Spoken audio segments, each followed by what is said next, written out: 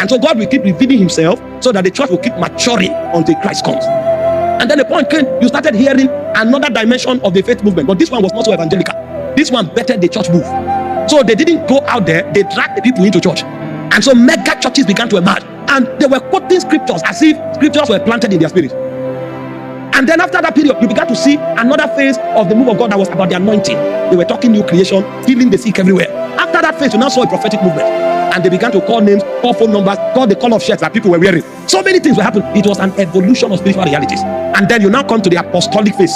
Here, people are not calling names and phone numbers, but it's now about building people to come into the fullness of God.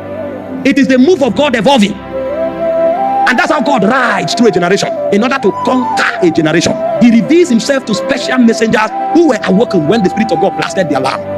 And so many times, the move of God begins with an awakening. A sound in the spirit where God begins to put burdens in the heart of men, because that alarm is not audible.